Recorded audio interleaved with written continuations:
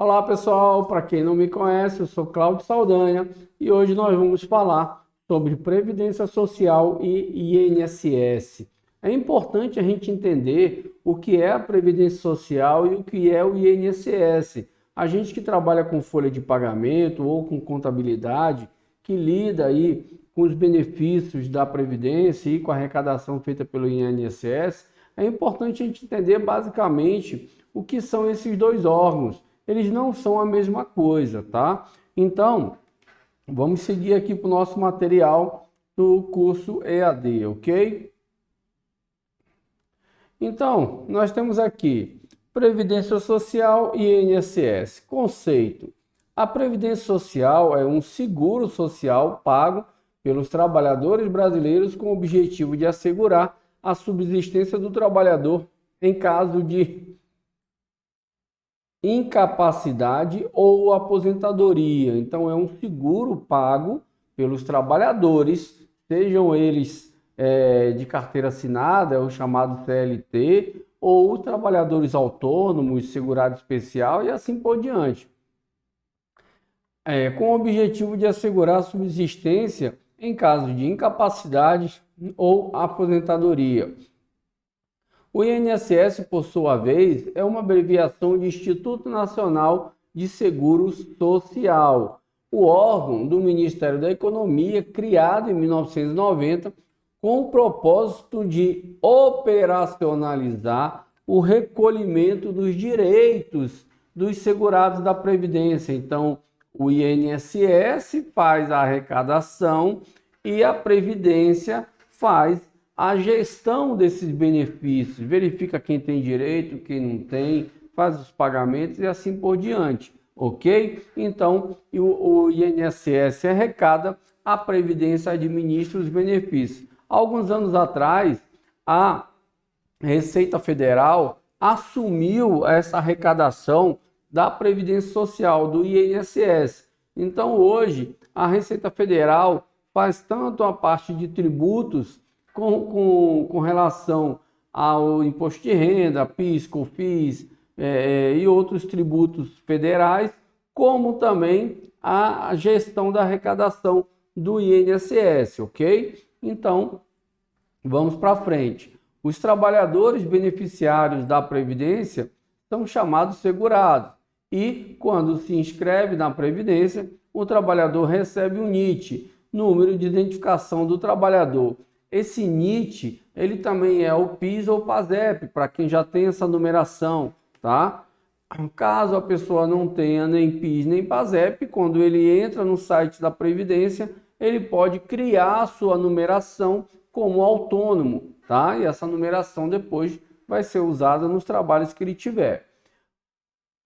Para ser um segurado e poder receber um benefício, é preciso contribuir mensalmente durante o período de trabalho. O valor da contribuição é descontada automaticamente na folha de pagamento, automaticamente da folha de pagamento do funcionário.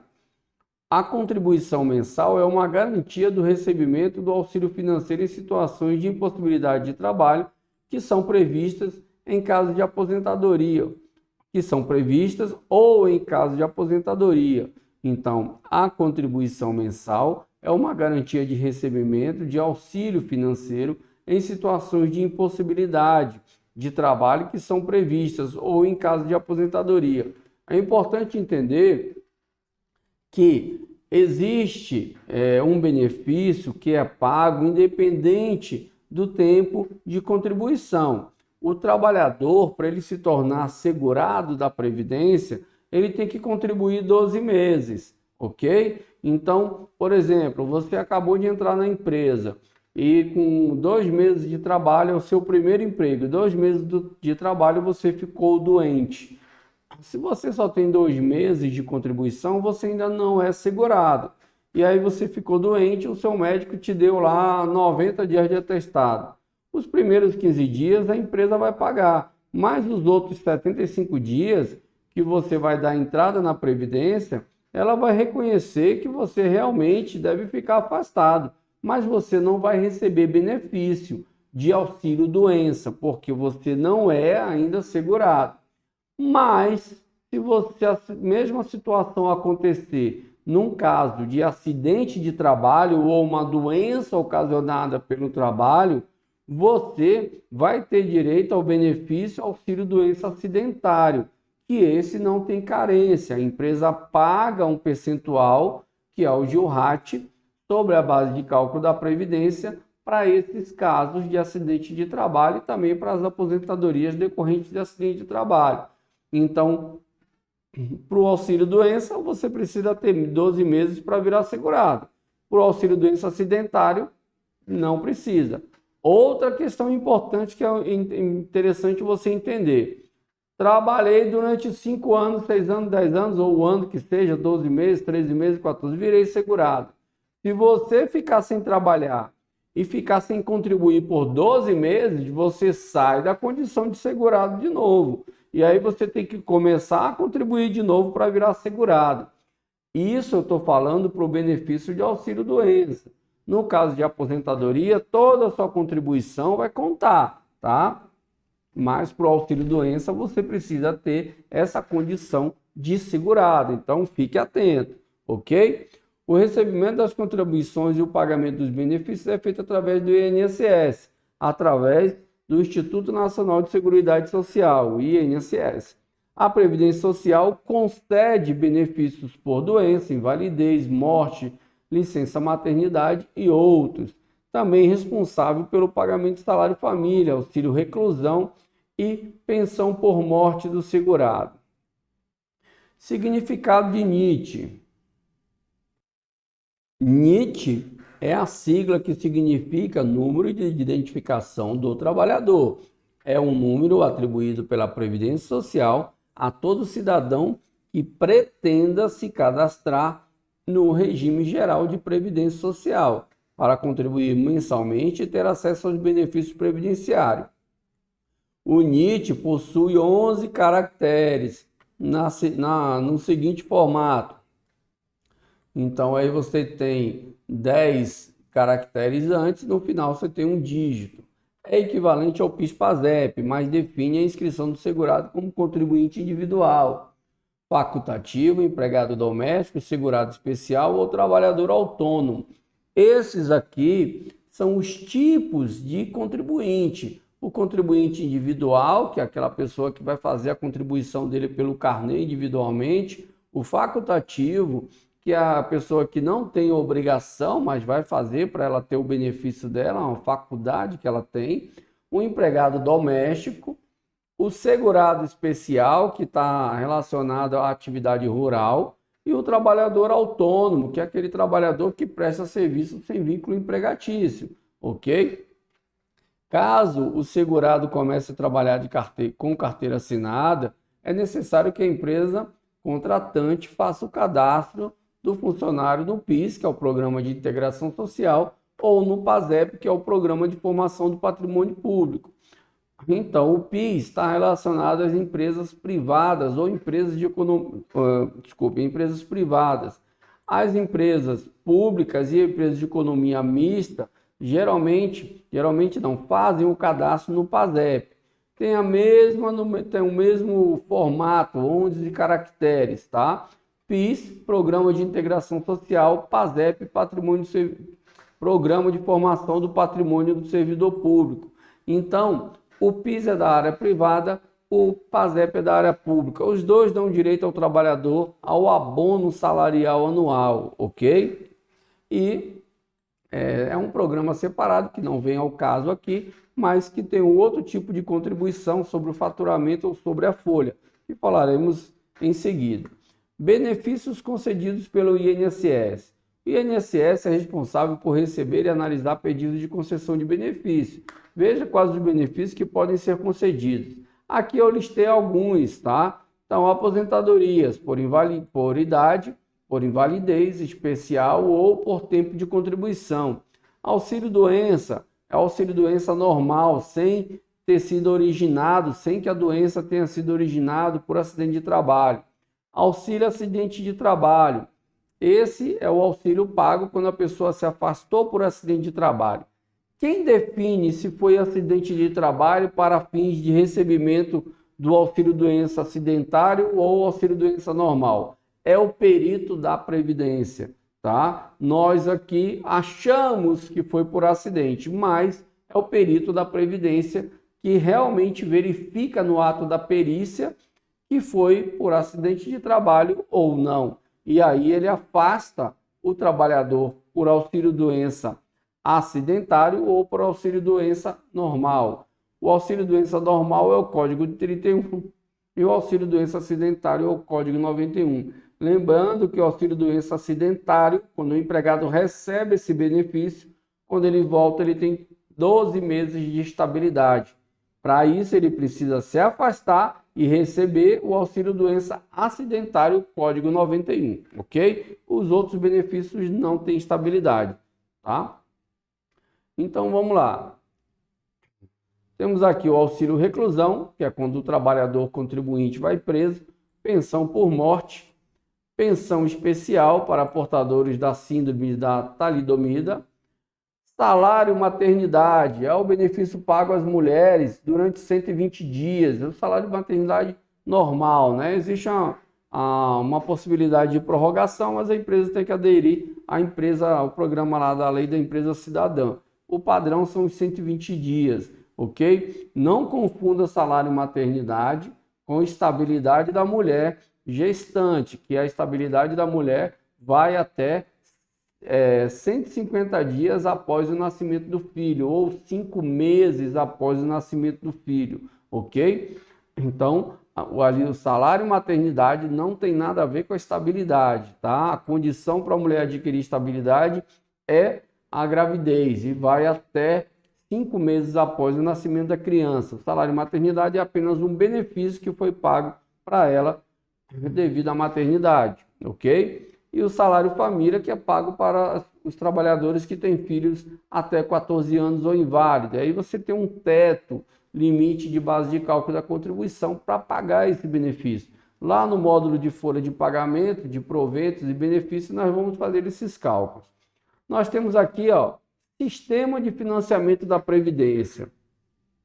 A Previdência é financiada no sistema contributivo, financiamento da Seguridade Social.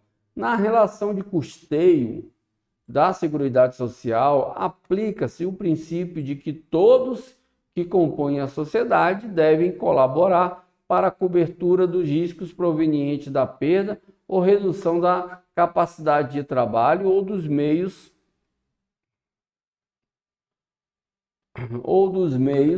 de subsistência. Trata-se de uma relação jurídica estatutária, porquanto é compulsória. Compulsória quer dizer que é obrigatório aqueles que a lei impõe. Portanto, o contribuinte é compelido a contribuir, ou seja, não possui faculdade em optar por não contribuir, por não cumprir essa obrigação. Tá? Claro que você tem uma situação que é o segurado facultativo, mas para quem a empresa impõe a contribuição é obrigatório. Financiamento. Quem financia a Seguridade Social? A Seguridade Social, que aí você está falando de Previdência Social, são os benefícios da Previdência, será financiada por toda a sociedade, de forma direta e indireta, nos termos do artigo 195 da Constituição Federal e da Lei 8.212 de 91. Essa lei de 91 fala tudo sobre Previdência, sobre o custeio, os benefícios e assim por diante, mediante recursos provenientes da União, dos estados, do Distrito Federal, dos municípios e das condições e das contribuições sociais. Previdência, você tem duas leis, a Lei 8.212 e a Lei 8.213 falam sobre Previdência, sobre os benefícios, custeios, arrecadação e assim por diante. Tá? Constitui contribuições sociais. Então, pessoal, a Previdência Social é um tributo na categoria de contribuições. Isso quer dizer o quê? Contribuições têm fins obrigatórios. Então, o que se paga de previdência, seja retendo no pagamento do trabalhador, seja retendo de uma nota fiscal, no caso de uma contribuição sobre o lucro líquido ou assim por diante, tem que ir para a previdência. Todas as contribuições têm fins obrigatórios. Então, quem Quem promove essas contribuições, né? Constitui contribuições sociais. As das empresas, incidentes sobre a remuneração paga ou creditada aos segurados a seu serviço, no caso da folha de pagamento. A dos empregadores domésticos, ok? A dos trabalhadores, incidentes sobre o seu salário e contribuição. As das empresas, incidentes sobre o faturamento e lucro, que é a contribuição sobre o lucro líquido. As incidentes sobre a receita de concurso de prognósticos. Então, são essas as contribuições, a origem das contribuições da Previdência, ok?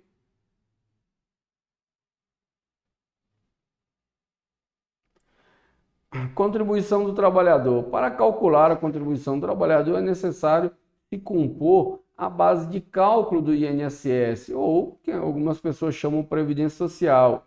Em seguida, aplica-se a alíquota prevista na tabela que está em vigor naquela competência. Serão necessárias as seguintes informações para apuração do valor devido pelo trabalhador. Precisaremos ter a base de cálculo do encargo social, previdência social, formada, ou seja, você vai pegar no contra-cheque, isso a gente vai mostrar lá na aula de descontos, você vai pegar o contra-cheque e verificar quais as verbas que incidem para a previdência social. Então, você vai montar a base de cálculo e sobre essa base você vai calcular o que o empregado tem a pagar e descontar na folha de pagamento. Lembrando que você tem a contribuição do trabalhador e a contribuição da empresa, tá? Então, você tem que, baseado no contra-cheque, você vai calcular as duas contribuições, do empregador, que a gente chama de patronal, e do empregado, ok? Código dos benefícios atualmente concedidos pela Previdência. Então, eu botei alguns benefícios aqui, botei todos os benefícios que atualmente são pagos pela Previdência. Então, os que você mais vai ter contato é o auxílio-doença acidentário, que eu acabei de falar, e o auxílio-doença previdenciário, ok? São esses dois benefícios. Lembrando, apenas um detalhe para vocês, que os primeiros 15 dias de auxílio-doença do trabalhador, seja auxílio-doença previdenciário, ou seja auxílio-doença acidentário, ou seja auxílio-doença normal, que é o previdenciário, ou auxílio-doença acidentário, por acidente de trabalho, os primeiros 15 dias são pagos pela empresa, tá? Sejam eles consecutivos ou não. Lembrando que esses primeiros 15 dias tem que estar no intervalo de outros 60 dias. Então, o empregado deu o primeiro atestado médico, vou botar aqui para vocês, ó. Digamos que o empregado deu o primeiro atestado médico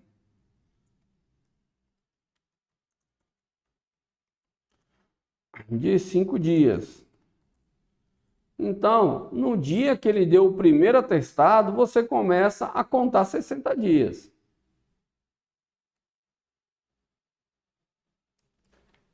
Então, aqui dentro desse intervalo de 60 dias, a empresa paga 15 dias de atestado.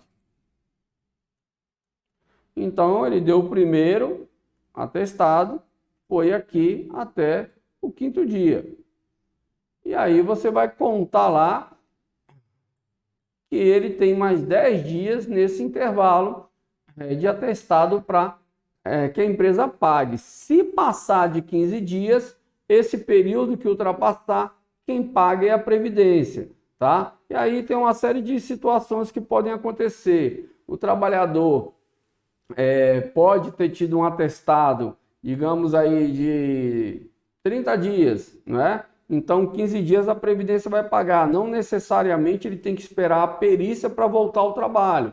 Ele pode voltar antes, desde que o médico da empresa e o médico dele e o médico da empresa depois libere o retorno dele ao trabalho. Ele faz o comunicado à Previdência que retornou ao trabalho.